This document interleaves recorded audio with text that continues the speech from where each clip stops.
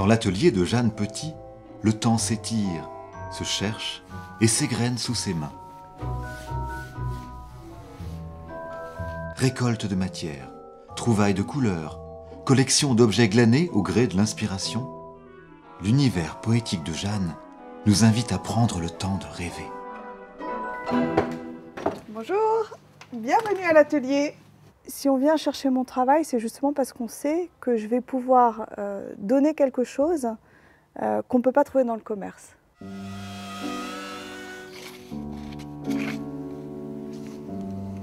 C'est un produit qui est un produit du quotidien, mais c'est un produit qui est en même temps un produit d'art. Le fait de travailler comme ça, les objets les uns après les autres, même si je travaille en parallèle sur plusieurs projets, ça me permet en fait à chaque fois d'avoir une pièce qui a des caractéristiques qui lui sont vraiment propres, qui a sa personnalité. J'ai essayé de travailler sur des petites séries, 3 objets identiques en parallèle, et je m'aperçois que là on a une perte de personnalité, on a une perte d'âme. Là on va avoir une lumière en fait qui est apportée par la sous-couche blanche. Donc il y a un travail très classique de peinture acrylique et de patine. Alors il me faut du marron. L'impression d'ancienneté va être parce que les teintes vont être adoucies, parce qu'il y a des traces de lumière à certains endroits et pas à d'autres.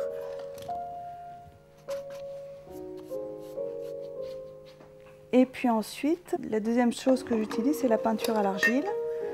Donc 100% naturel, très bio, mais surtout un rendu très beau. Je peux utiliser aussi des stucs. Donc le stuc, c'est de la pâte de chaux, de la poudre de marbre et puis des pigments. Et puis ensuite, il y a tout le travail de la lisseuse où je travaille sur des matières, des vraies matières que je vais additionner, superposer. Et plus le diamètre de l'horloge est important, plus ce travail est intéressant aussi. Et plus on peut travailler dans la subtilité de la petite partie qui va manquer, on va avoir l'impression qu'elle manque, ou de celle-ci, on croit percevoir que c'est des couches qui se sont rajoutées au fur et à mesure des années. Soit je travaille en mélangeant les couches, soit je travaille en couches successives en attendant que ça sèche entre les deux. Et en fait, on arrive à une superposition qui va même être presque en transparence. Donc en fait, le but du jeu, c'est toujours de créer des objets neufs, et on a l'impression qu'ils ont toute une histoire derrière eux. Celui-là, il est pas mal. Je vais le personnaliser aussi parce que je peux rajouter du graphisme dessus. Le travail du graphisme est toujours très intéressant. J'aime bien travailler les chiffres, les lettres, les ombres, les lumières sur les lettres.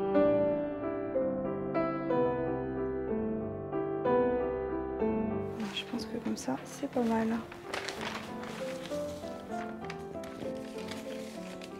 Si j'ai envie de travailler dans un esprit cuisine, je vais pouvoir travailler sur des textes comme par exemple Saveurs de saison ou Cuisine du marché. Les lettres, en fait, ce qui est intéressant, c'est que ça permet, par rapport à des horloges qu'on peut trouver dans le commerce, de varier énormément les messages qu'on a envie de faire passer.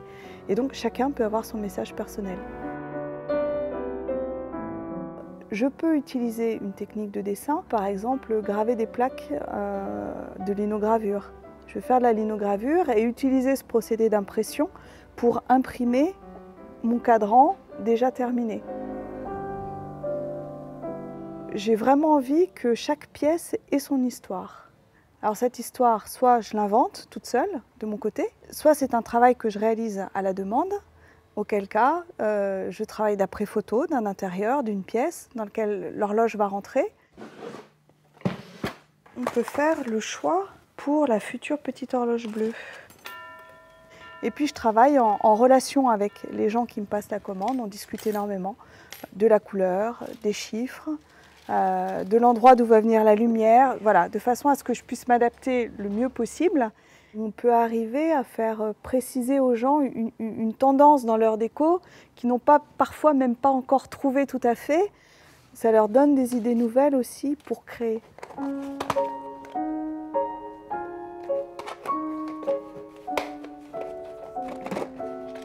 Et qu'ensuite, une fois que l'horloge est chez eux, on a l'impression qu'elle a toujours été là, que c'est sa place et que surtout c'est un objet qui est unique. C'est quelque chose de particulier qui a été créé pour ces gens-là. Celles-ci qui sont belles aussi.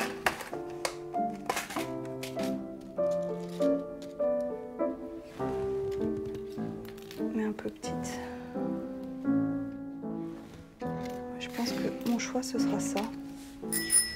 Alors quand je travaille à la commande, je travaille aussi pour des professionnels qui ont des boutiques et qui vont me demander de créer une horloge pour leur boutique qui reprenne par exemple le graphisme de leur enseigne ou qui soit en harmonie avec les teintes de la boutique. Ce que ces professionnels veulent mettre en évidence, c'est l'unicité de leur boutique. Et du coup, l'horloge personnelle rentre parfaitement dans cette démarche de particularité.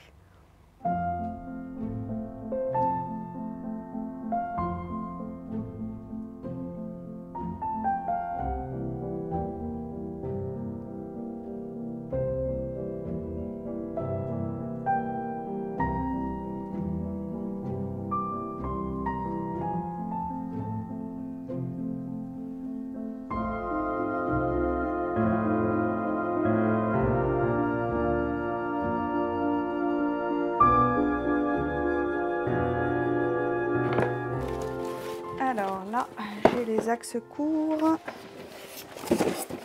les renforcer. Et nous arrivons au mouvement à balancier, regarde.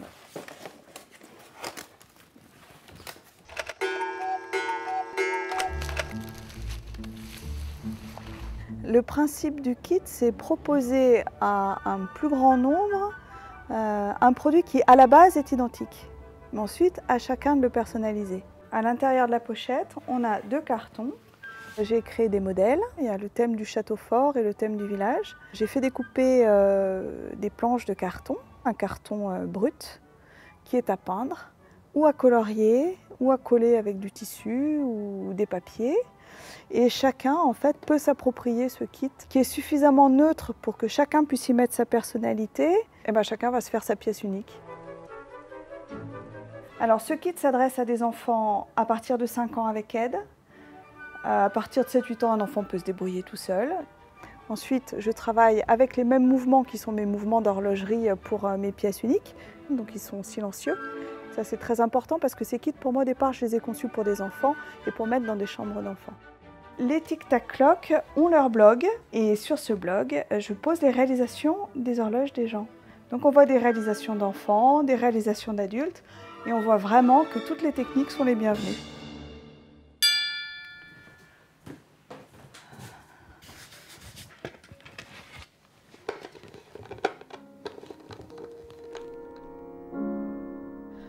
Les sources d'inspiration, c'est en fait, c'est le quotidien. Ça va être des matières que je vais trouver belles, des enduits de façade, des peintures intérieures, un joli graphisme sur une devanture de magasin. Je me laisse porter et nourrir par tout ça.